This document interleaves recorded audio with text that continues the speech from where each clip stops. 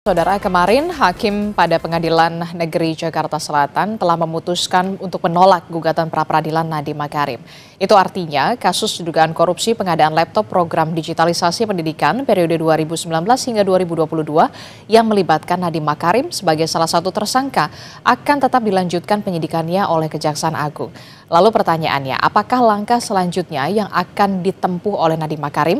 Sudah bergabung bersama kami untuk membahasnya melalui sambungan daring kuasa hukum Nadiem Makarim, Dodi Abdul Qadir, nanti akan bergabung kemudian, dan juga yang sudah bergabung adalah pakar hukum pidana dari Universitas Jenderal Sudirman, Prof. Hipnu Nugroho, dan juga mantan PLT Jaksa Agung Muda bidang pengawasan Kejagung, Pak Jasman Panjaitan. Selamat pagi Bapak-Bapak, Assalamualaikum, apa kabar? Waalaikumsalam Mas Mbak Adisda. Iya, saya ke Iya, saya ke Prof. Hipnu dulu ya, kalau begitu ya Pak Jasman ya, karena memang Pak Dodi Abdul Qadir ini juga masih belum bergabung bersama kami, kita berharap akan bergabung secepatnya. Prof. Hipnu, kalau kemarin kita mencermati bagaimana pembacaan putusan dari gugatan pra-peradilan dari Pengadilan Negeri Jakarta Selatan, bagaimana Anda mencermati soal pertimbangan ditolaknya pra-peradilan kemarin, Prof. Hipnu? Ya, begini Mbak, bicara pra-peradilan itu adalah bicara kontrol terhadap penegak hukum, terhadap upaya paksa yang dilakukan apakah itu jaksa ataukah polisi. Oleh karena itu terhadap upaya paksa terhadap penetapan tersangka, ya berdasarkan dua alat bukti yang cukup. Kan gitu. Dua alat bukti itu dua alat bukti yang masih ongoing proses. Oke. Karena dalam sistem peradilan pidana kita itu ada kontrol di pra-adjudikasi, ada di adjudikasi, dan post-adjudikasi. Desain KUHP itu adalah sebagai kontrol di pra-adjudikasi terhadap upaya paksa yang menentukan kepada tersangka. Karena sebagai bentuk perlindungan hak asasi manusia. Makanya di dalam pra-peradilan itu pernah membatasi sebelum 2016 itu agak apa ya, agak tidak jelas maksudnya. Ada kadang masuk materi, ada masuk tidak gitu loh Pak. Nah, kemarin 2016 akhirnya Mahkamah Agung mengeluarkan suatu perma bahwa pra peradilan itu hanya mengenai aspek formil, kan gitu loh. Aspek Oke. formil apa? Ya, baru aspek material ada di persidangan pokok perkara. Itu desain KUHP yang ada sekarang ini. Makanya kalau kita melihat kemarin Hakim Pengadilan Negeri Jakarta Selatan masih melihat aspek formil, belum pada aspek material. Material. Oke, saya ke Pak Dodi Abdul Qadir yang merupakan kuasa hukum dari Nadiem Makarim begitu. Selamat pagi Pak Dodi. Pak Dodi, tadi kita membahas bagaimana dari sisi hukumnya begitu soal keputusan pembacaan putusan gugatan pra-peradilan kemarin. Nah, saya ingin tanyakan, setelah hakim menolak pra-peradilan dari Nadiem, apa yang dilakukan atau langkah selanjutnya sesuai dengan koridor hukum yang berlaku? Apakah akan mengajukan gugatan pra-peradilan selanjutnya atau nanti akan ada langkah selanjutnya yang akan diambil? Iya. Jadi yang pertama, Pak Nadiem dan keluarga dapat memahami dan menerima putusan peradilan. Dan kami juga melihat bahwa penyidik sudah bekerja dengan sebaik mungkin. Nah, di dalam menyikapi suatu putusan peradilan, tentunya bisa saja ada perbedaan-perbedaan pendapat. Nah, yang terpenting mengenai apa yang disampaikan oleh Prof. Hipnu tadi, bahwa pra-peradilan adalah memeriksa aspek formal. Kami sepaham dengan itu. Dan mengenai juga apa yang diperiksa di sana adalah mengenai minimal terpenuhinya dua alat bukti permulaan yang sah. Nah, tadi perbedaannya di situ saja. Prof. Hipnu mengatakan yang cukup, sedangkan sesuai dengan Mahkamah Konstitusi adalah yang sah. Nah, satu hal yang ada perbedaan pendapat adalah bahwa pertimbangan hakim yang memberikan suatu kebebasan ya kepada penyidik di dalam menetapkan dua alat bukti itu, ya itu merupakan sesuatu yang kami berbeda. Nah, kenapa? Karena kita ketahui bahwa setiap tindak pidana memiliki perbedaan sifat. Ada delik pidana yang bersifat delik formil, ada yang bersifat delik material. Sehingga kalau kita melihat daripada keterangan ahli, dari dua ahli yang diajukan termasuk ahli dari penyidik, sama-sama menyampaikan adanya perbedaan suatu tindak pidana antara delik formil dan delik material.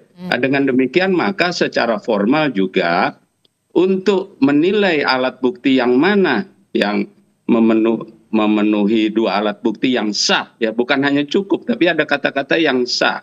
Itu tadi maka harus dilihat juga jenis daripada delik pidana tersebut. Nah, dua ahli juga menyatakan bahwa bagaimana menilai suatu bukti permulaan yang sah. Ya, mereka menerangkan bahwa alat bukti tersebut harus memiliki relevansi. Jadi hakim pra peradilan bukan semata-mata melihat secara kuantitatif alat-alat bukti yang diajukan, tapi juga melihat relevansi dan keabsahan daripada alat bukti tersebut. Nah, oleh karena itu perbedaan yang cukup mendasar antara kami dengan hakim, ya walaupun harus diterima, tetapi ini akan menyangkut kepada penegakan hukum berikutnya. Apakah memang benar ya di dalam penyidik menetapkan suatu tersangka boleh berdasarkan alat bukti yang dipilih oleh penyidik begitu saja. Oke, salah satunya apa yang menurut Anda tidak relevan begitu, alat bukti yang dimiliki atau dimiliki oleh kejaksaan digunakan penyidik? Ya, semua alat bukti yang disampaikan dapat diterima, namun sesuai dengan keterangan penyidik, keterangan ahli yang juga disampaikan oleh penyidik, ya, bahwa berkaitan dengan tindak pidana korupsi sebagai delik material harus ada bukti permulaan yang menunjukkan akibat, bukan berapa besar, ya, bukan berapa perhitungannya, tetapi ada alat. Maksud Anda soal kerugian negara di sana? Iya betul, iya betul. Jadi ada alat bukti mengenai kerugian negara sebagai akibat tindak pidana korupsi, ya, yang alat bukti tersebut memenuhi kualifikasi, ya, keterangan kerugian negara sebagaimana diatur dalam Undang-Undang Keuangan Negara, Undang-Undang Pemeriksaan Penyelenggaraan Keuangan Negara, dan Undang-Undang Pemeriksaan Pertanggungjawaban Pengelolaan Keuangan Negara. Nah, itu jelas diterangkan oleh ahli, ya. Ya, namun demikian kami tentunya, ya, karena pra peradilan ini sesuatu yang sudah final, maka kami hanya berharap bahwa benar-benar ada suatu suatu penilaian, ya, dari pembuat undang-undang tentunya, apakah penerapan hukum yang diterapkan oleh hakim peradilan itu nantinya sudah memenuhi rasa keadilan, ya, hak dasar daripada warga negara, dalam hal ini hak dasar Nadiem atau hak dasar siapapun juga yang nantinya ditetapkan tersangka. Apakah memang demikian penerapan hukumnya? Oke, baik, saya ke Pak Jasman. Pak Jasman, bagaimana perspektif Anda dari kejaksaan soal ini, soal alat bukti yang apalagi soal kerugian? Kalau kita lihat kan penyidik sudah mengatakan bahwa kerugian negara akibat dugaan korupsi ini adalah sebesar 1,98 triliun rupiah. Bagaimana perspektif Anda, Pak Jasman? Biasanya bahwa kejaksaan itu dalam menetapkan seseorang menjadi tersangka itu kan sudah memenuhi memenuhi dua alat bukti. Ya, jadi di sini saya melihat bahwa memang ada yang pertama dalam tindak pidana itu ada unsur mensreanya, niat jahatnya. Kemudian dalam rangka mewujudkan niat jahat itu, para pelaku ini melakukan perbuatan-perbuatan melawan hukum. Jadi di dalam kasus ini saya melihat memang ada niat jahat di situ, ya, niat jahat. Kalau kita lihat dari fakta-fakta yang ditemukan atau diperoleh oleh penyidik, bahwa ini alat elektronik ini atau laptop ini sudah direncanakan sebelumnya, baik sebelum Pak Nadiem ini menjadi menteri, menjabat. Nah, kemudian ini perlu inilah nanti yang kita harapkan profesionalisme daripada penyidik untuk mengungkap itu. Ya, niat jahat itu mulai dari siapa yang idenya itu. Nah, ini yang perlu juga nanti di kejaksaan untuk mengungkap itu. Ya, siapa yang memulai ide ini? Kan karena ternyata kalau disebutkan apakah ada kerugian negara di sini, terbukti sudah ada pengembalian. Sudah ada upaya pengembalian. Jadi di sini saya lihat, kalau saya melihatnya itu, apalagi saya ini juga sama dengan Prof. Kami ini orang, saya kan ngajar juga di kejaksaan. Kebetulan ngajar saya itu adalah tindak pidana korupsi, teknik penyidikan tindak pidana korupsi di Barilan Kejaksaan. Jadi itulah yang saya ajarkan kepada calon-calon jaksa di kejaksaan. Ada mensreanya, ada niat jahat. Kemudian ada perbuatan-perbuatan melawan hukumnya. Dan memang, yaitu tadi, perbuatan melawan hukumnya. Disebutkan bahwa ini bisa dipakai kemana, merek ini bisa dipakai. Loh, kenapa? Ternyata tidak bisa dipakai. Laptop yang dibuat ini. Dan juga kalau sesuai dengan yang disampaikan oleh penyidik, bahwa ini adalah nilai kerugiannya sudah sampai 1,9 tadi. Ya, itu pembelian ini kan hampir 10 triliun.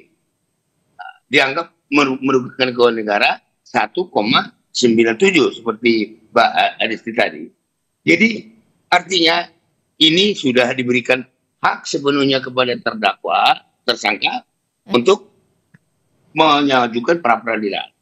Jadi satu lagi yang sudah terbiasa di kejaksaan, bahwa untuk menetapkan seseorang tersangka itu, apalagi di tindak pidana korupsi, itu harus melalui expose di hadapan pimpinan yang tingkat rendah, kemudian di tingkat lagi sampai jam picus, bahkan jaksa agung hadir untuk mendengarkan apa yang telah diperoleh oleh penyidik.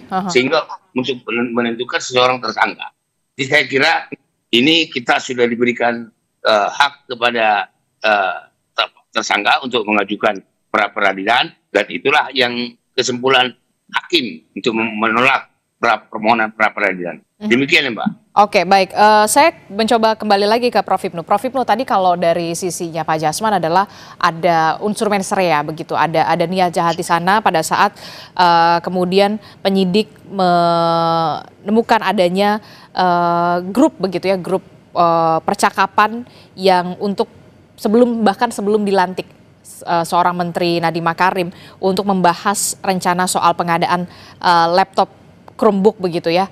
Lagi-lagi ini kita harus klarifikasi lagi atau kita akan tegaskan lagi, termasuk juga soal dari Pak Dodi menyinggung soal kerugian negara. Bagaimana Anda melihat ini? Ya gitu, betul Pak Dodi. Jadi terhadap tadi saya katakan, dalam desain KUHP, pra peradilan itu masih mengenai eksaminasi of just, belum investigasi of just. Nah, gitulah. Nah, oleh karena itu dalam seperti ini betul bahwa dua alat bukti itu dua alat bukti yang relevan. Dua alat bukti itu dua bukti yang sah.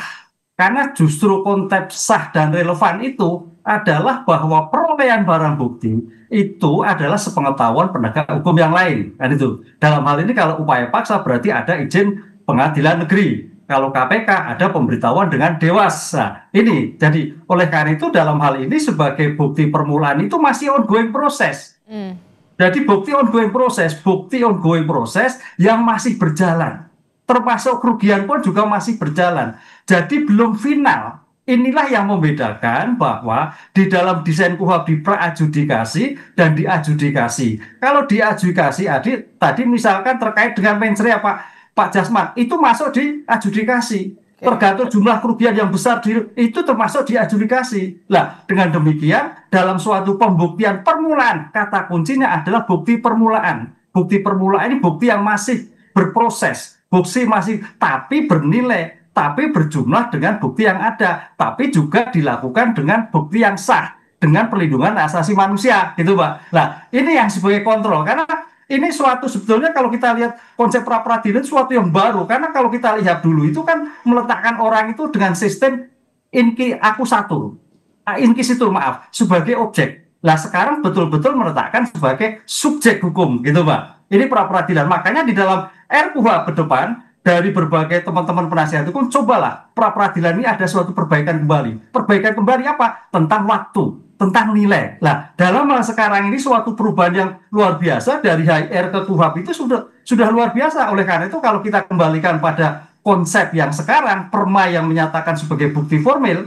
aspek sifat melawan hukum, aspek nilai itu ada di di pemeriksaan perkara. Oleh karena itu kalau kita dalam pembuktian pasti buktinya ada berrelevan. Oh, jumlah kerugiannya relevan. Oh, saksinya sudah diperiksa relevan. Oh, relevan. Baru tahap itu, Mbak. Nah, ini yang ada di sana. Belum masuk apakah korelasi itu bernilai tidak bernilai, itu masuk ke sana. Ini yang membatasi. Karena makanya waktu itu hanya 7 hari. Nggak mungkin kita bisa menilai bukti-bukti sampai kualitas dari bukti yang dilakukan. Bicara kualitas, bicara ada di peradilan. Lah nanti Pak Dodi itu menentukan kualitasnya, bagaimana itu di persidangan kualitasnya itu baru bisa nanti. Oh, Oke. Jadi lebih baik untuk ajang pembuktiannya ini di persidangan begitu ya? Karena memang kemarin kita sudah lihat pembacaan putusan dari gugatan pra peradilannya sudah ditolak begitu, Prof. Hipnu. Kalau dari Pak kacamata Anda? Iya. Nanti tinggal mempersiapkan nilai bukti, kualitas bukti, relevansi bukti di dalam suatu persidangan. Apakah kerugian itu merupakan kerugian yang diakibatkan oleh Pak Nadiem, tadi Pak Jaswan, apakah itu kerugian-kerugian oleh orang lain, apakah itu ada suatu kerugian diterima semua orang, lah itulah nanti dalam suatu pembuktian di pokok perkara. Saya ke Pak Dodi dulu. Pak Dodi, saya ingin tanya dulu, Pak Dodi akan mengajukan gugatan pra peradilan untuk yang kedua kalinya atau kemudian next-nya adalah tahapannya fokusnya langsung ke persidangan, pembuktian persidangan? Terima kasih. Sebelum saya menjawab, ini karena tadi sudah ada pembicaraan mengenai mens rea, sudah ada niat jahat dari sebelum menjadi menteri. Ya, ini perlu diluruskan sebelum menjadi suatu informasi publik. Okay. Jadi perlu diluruskan bahwa Pak Nadiem itu tidak ingin menjadi menteri. Pak Nadiem itu sedang sibuk, sedang bekerja, ya, mengurus perusahaannya yang sudah jelas sangat bermanfaat bagi jutaan orang, ya, memberikan lapangan kerja dan memberikan suatu kegiatan UMKM. Sedang enak-enaknya di sana, dan sedang menikmati banyaknya investor-investor besar yang masuk, ya, Temasek, Facebook, Tencent, termasuk Google. Google itu sudah masuk melakukan investasi sejak jauh sebelum Pak Nadiem kepikiran ditunjuk jadi menteri. Nah, kemudian Presiden waktu itu meminta Pak Nadiem untuk membantu di dalam pemerintahan karena dipandang memiliki terobosan-terobosan pemikiran. Nah, dengan adanya pertemuan beberapa kali dengan Presiden dan Presiden memberikan banyak PR di bidang pendidikan, tentunya Pak Nadiem mengumpulkan kawan-kawannya untuk bagaimana berdiskusi mengenai pendidikan. Tidak ada satu pembahasan pun mengenai Chromebook. Perlu ditegaskan sekali lagi, tidak ada satu pembahasan pun mengenai Chromebook. Pembahasan Chromebook baru termuncul setelah Pak Nadiem diangkat jadi menteri. Ada salah satu stafnya menyatakan bahwa perlu menunjuk operating system yang dimana di dalam pembicaraan tersebut ada usulan, itu tertulis di chatnya, mengusulkan untuk membahas Chromebook. Lalu kemudian respon Pak Nadiem jelas, di sana sangat tegas, dibahas semua sistemnya, dibahas 2 sistemnya, ya, dua sistem dibahas. Kenapa ada pernyataan tersebut? Karena Pak Nadiem pun begitu diangkat jadi menteri, meneruskan kebijakan menteri sebelumnya adalah menggunakan Windows. Namun pada saat terjadinya COVID-19, di mana semua orang tidak bisa keluar rumah termasuk mengikuti pembelajaran, perlu dipikirkan alat komunikasi yang tepat, yang paling murah. Nah, disitulah kemudian terjadi pembahasan-pembahasan di mana pembahasan itu ada di tingkat operasional, tingkat dirjen ke bawah. Mereka membahas secara profesional. Sehingga mengenai mens rea ini yang nantinya juga harus dibuktikan, karena ini pokok perkara. Namun karena sudah mengemuka di dalam diskusi ini, perlu kami tegaskan tidak ada WA Group yang membahas Krom sebelum jadi menteri. Yang ada adalah Pak Nadiem dipanggil berkali-kali oleh Presiden, diminta bantuannya untuk menjadi menteri. Lalu bagaimana mens reanya? Kalau dia mau cari kekayaan, dia cukup ada bekerja di Gojek sebagai pemilik Gojek. Namun kenapa seseorang yang diminta untuk membantu negara ini yang memiliki ide-ide cemerlang justru mengalami masalah hukum seperti ini? Mengenai hal ini kami menghargai upaya penegak hukum karena itu adalah kewenangan penegak hukum dan kami mengikuti semua proses penegak hukum. Dan Nadiem pun berterima kasih dengan segala kesempatan untuk melakukan proses-proses hukum. Nah, sesuatu hal yang tadi saya setuju dengan Pak Ibnu bahwa pra peradilan itu membahas aspek formal saja, ya. Nah, yang kita tidak sependapat adalah hakim, ya, di dalam menilai dua alat bukti permulaan itu tanpa melihat relevansinya dan sifat daripada delik pidana tersebut, melainkan memberikan kebebasan kepada penyidik untuk memilih apa alat bukti yang diajukan dari alat-alat bukti yang ditetapkan di dalam KUHP pasal 184, yaitu alat bukti saksi, alat bukti surat, alat bukti petunjuk, keterangan ahli, dan keterangan tersangka. Nah, dari kelima alat bukti itu, hakim memberikan kebebasan. Alat bukti mana yang diajukan? Sepanjang ada 2 dari 5 tersebut dianggap sudah sah, sudah memenuhi dan sudah ada relevansi. Padahal dari proses persidangan jelas terbukti tidak ada alat bukti yang menyatakan sudah diaudit. Kalau dikatakan ada pengembalian kerugian negara itu sebagai bukti adanya kerugian negara, kan kita membahas tadi Prof. Ibnu bilang kan pra peradilan itu aspek formal. Aspek formal itu kan ada proses, ada ketentuan perundang-undangan. Nah, apakah di dalam perundang-undangan tentang kerugian negara itu, pengembalian keuangan negara itu masuk dalam definisi kerugian negara? Nah, itu sesuatu yang seharusnya kita mengacu kepada aspek formal. Ini yang seharusnya hakim pra peradilan memeriksa alat-alat bukti, ya. Saya setuju bahwa mengenai kerugian negara tidak perlu adanya suatu besaran, ya. Tidak perlu sudah terbukti, tapi paling tidak sudah ada bukti bahwa sedang dilakukan audit sebagaimana diatur di dalam ketentuan perundang-undangan mengenai bagaimana proses formal di dalam menentukan adanya kerugian keuangan negara. Jadi Anda akan dan bersama tim kuasa hukum tidak akan mengajukan gugatan pra peradilan untuk kedua kalinya, tetap akan melakukan itu di pembuktian begitu ya, di persidangan atau seperti apa? Kami akan tegaskan kembali. Ya, kami tidak akan melakukan upaya pra peradilan selanjutnya, ya. Namun kami sekarang sedang mempersiapkan alat-alat bukti, ya, untuk memberikan penjelasan, ya, bahwa klien Anda tidak bersalah. Ya, bahwa kebijakan ini diambil pada saat COVID. Ini pun yang tidak terungkap, ya. Kemudian yang kedua, Chromebook itu secara umum pun orang sudah mengetahui bahwa Chromebook lebih murah. Dan kemudian ini perlu publik mengetahui, ya. Sampai saat ini pengadaan Chromebook masih tetap berlangsung. Masih tetap ada pembelian Chromebook. Dan Chromebook yang sekian juta yang sudah dibeli itu saat ini masih digunakan oleh semua murid. Dan perlu diingat bahwa dengan adanya Chromebook ini proses belajar mengajar selama COVID tetap berjalan, proses ujian tetap berjalan, proses kelulusan tetap berjalan. Oke, baik. Ini juga harus dihitung manfaatnya berapa. Bagaimana kalau tanpa Chromebook, murid-murid harus pergi ke sekolah, dia harus pakai APD, guru-guru harus pakai APD, guru-guru dan murid harus disuap setiap hari, berapa biayanya? Karena kerugian negara juga menyangkut berapa kesempatan keuangan negara yang hilang. Oke, baik. Saya ke Pak Jasman. Pak Jasman, setelah mendengar penjelasan dari Pak Dodi Abdul Qadir, bagaimana kemudian penyidik dari Kejaksaan juga untuk bisa membuktikan dalam persidangan soal tadi mens rea tadi, kemudian kerugian yang tadi sudah dibantah oleh kuasa hukum dari Nadiem Makarim, Pak Jasman?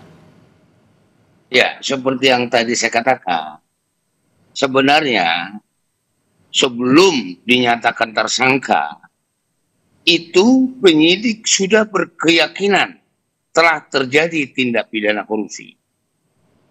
Kemudian ditanya lagi di dalam para penyidik ini, siapa yang melakukan? Kan gitu. Jadi kalau disebutkan tadi bahwa ini masih belum gitu, saya kira sudah sangat telak gitu. Ini hanya tinggal kita nanti lihat aja, nanti kita lihat nanti persidangan. Bahwa ini kan sudah ditetapkan beberapa orang tersangka. Dan bahkan jangan-jangan masih ada. Seperti yang tadi saya katakan. Siapa lagi yang terlibat di sini? Kalau sejauh ini kan kita lihat ya, tersangka dugaan korupsi pengadaan laptop Chromebook ini ada Juristan Ibrahim Arif, kemudian ada Mulyatsyah Sri Wahyuningsi, dan yang terakhir adalah Nadiem Makarim begitu. Berarti Anda membuka potensi juga ada penambahan tersangka di sana dalam kasus ini? Bisa saja siapa saja yang terlibat di situ. Ya kan, ada ya, saya kira di media sosial situ sudah muncul itu. Ya ini yang itulah seharusnya kalau saya mengatakan, ya perlunya ada kehati-hatian dari seorang pejabat. Dalam hal ini Menteri Pak Nadiem ini seharusnya hati-hati dalam melaksanakan program-program itu. Nah ini kalau dia kelihatan, kalau saya menilai ini kayak gampangan gitu loh. Untuk membuat ini kayak gampangan sekali. Mengeluarkan uang sampai 10 triliun itu gampang banget gitu. Nah ini sekarang kan korupsi sekarang kan sudah istilah T. Kalau dulu waktu zaman saya jadi direktur penyidikan tinggal juta, miliar gitu. Sekarang sudah T permainan. Udah makin gila ini Republik ini. Nah ini yang perlu saya kira juga mohon kesadaran kita semua untuk semua pejabat publik harus betul-betul ajas prudensial harus dia jaga dalam melaksanakan kebijakannya. Itu saya melihat tadi di sini kurang. Pak Nadiem tidak kurang semeraut banget gitu loh. Itu yang saya lihat itu. Harusnya kan ditanya, ini gimana? Nah, ini tadi saya udah saya singgung tadi bahwa peralatan ini sudah harusnya tidak memenuhi syarat, tidak memenuhi persyaratan. Kalau tadi Pak Dodi mengatakan bahwa itu dipakai ini ya nanti kita lihat aja nanti di persidangan bagaimana. Oke, baik. Oke, saya ke Prof. Ibnu. Prof. Ibnu, ini akan seru ya soal pembuktian di persidangan. Saya tidak bisa membayangkan bagaimana soal nanti akan dibuka percakapan grup di sana jauh sebelum seorang Nadiem Makarim menjabat sebagai Mendikbudristek begitu. Apakah ada pembuktian mens rea di sana, pembahasan soal laptop Chromebook di sana, termasuk juga soal kerugian negara. Bagaimana Anda melihat soal pembuktian ini begitu penting di persidangan? Ya, pembuktian itu dalam hukum pidana peradilan sebagai jantung dalam suatu persidangan. Oleh karena itu kalau kita melihat dari dua perspektif Pak Dodi dan Pak Jasman, Pak Dodi sebagai advokat harus seperti itu. Pak Dodi berpikir dari objektif perkaranya, objektif hukumnya, subjektif kepentingannya, kepentingan klien. Pak Jasman berpikir dari subjektif mewakili negara. Ada dugaan korupsi, korupsi objektif hukumnya. Jadi kalau memang tidak terbukti ya dituntut bebas. Itu kan asas dominisial seperti itu. Nah, disinilah nanti ada argumentasi pembuktian yang dilakukan oleh penuntut umum dan oleh penasihat hukum sebetulnya titiknya di mana. Apakah ini ada ide dari Pak Nadiem? Apakah bagaimana? Karena kuncinya kalau kita lihat tampaknya, kalau kita melihat kemarin Pak Nadiem itu terakhir, titik letaknya pada staf yang ada. Betul. Yang ada kelihatannya, oh ini karena kebijakan Pak Nadiem, ini karena perintah Pak Nadiem dan sebagainya. Nah, itu yang menjadikan suatu kualifikasi pembuktian. Nah, oleh karena itu saya kira dengan konstruksi yang seperti ini, Pak Dodi harus bisa merumuskan sebagai lokus dan tempus delictinya karena situasi COVID seperti itu, yang betul-betul cemerlang. Karena kalau memang nanti dalam suatu dakwaan penuntut umum tidak bisa menggambarkan tentang lokus tempus delictinya pada suatu COVID, ini bisa menjadi obskur. Nah, ini ya kira. Jadi dalam suatu persidangan besok itu, Mbak, kalau melihat pra-peradilan itu sebagai persiapan. Persiapan apa? Untuk persiapan pokok materi. Dengan demikian kalau kemarin itu tidak dibicarakan, tidak menjadikan fokuskan di persidangan. Oleh karena itu menjadikan suatu yang utuh. Dan itulah. Dengan demikian sebagai penuntut umum juga menjadikan pembelajaran dari pra-peradilan kemarin, Pak Dodi sebagai penasihat hukum pembelajaran, sehingga bukti yang disampaikan mencari bukti material, bukti yang sebenarnya dalam suatu persidangan akan tercapai. Oke, pertanyaan selanjutnya begini, seberapa pentingkah kemudian dalam persidangan juga menghadirkan saksi yang memberikan keterangan bahwa ide awal gagasan soal laptop Chromebook ini bukan berasal dari seorang Nadiem Makarim? Ya, penting sekali karena itu bicara etikat, bicara ide dari siapa? Kan gitu kebijakan. Kalau memang dari presiden, ya ini dari presiden, kan tatanan kebijakan. Nah itu kalau mencari kebenaran material sampai di sana, Bu. Mbak Adista, tata kebijakan dan tata penerapan.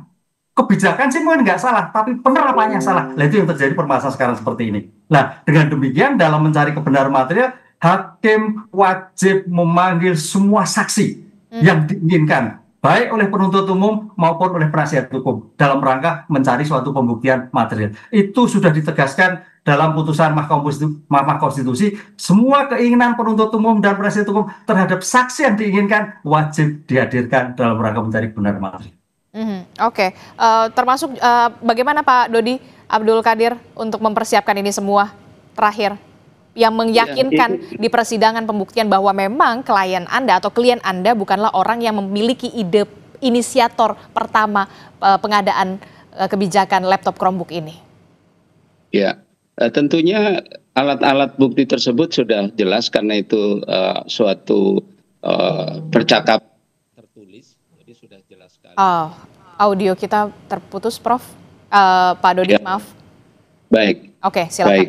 Ya.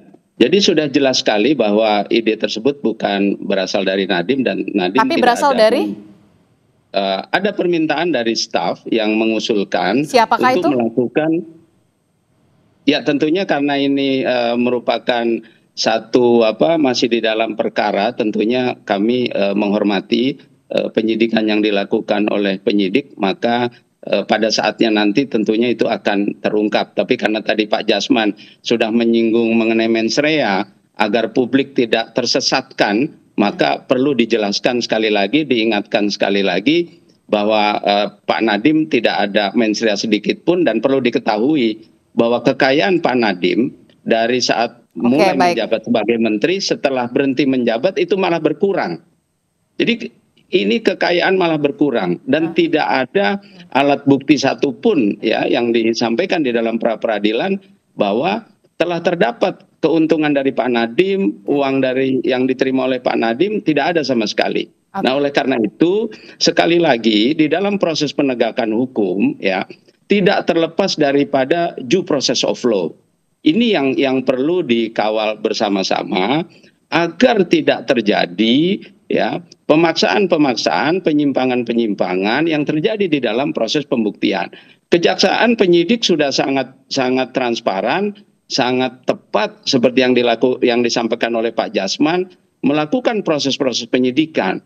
Namun bagaimana yang terjadi di pengadilan? Karena ada asas bahwa keputusan pengadilan harus dianggap benar. Nah, asas ini menuntut adanya suatu pengawasan proses formal yang sangat ketat. Karena biar bagaimanapun juga hakim itu kan seorang manusia. Dia juga punya pemikiran subjektif. Oleh karena itu ketentuan KUHP sudah membatasi bahwa ada aspek-aspek normatif formal yang harus diikuti. Oleh karena itu tanggapan kami tadi berkaitan dengan pertimbangan putusan hakim itu bertentangan dengan asas formal. Ya, proses penilaian sudah dijelaskan bahwa proses pertimbangan hakim harus mengikuti norma-norma hukum. Nah, boleh hakim tidak menggunakan norma-norma hukum, boleh dia melakukan penemuan hukum, namun harus dalam batas-batas daripada norma-norma yang ada.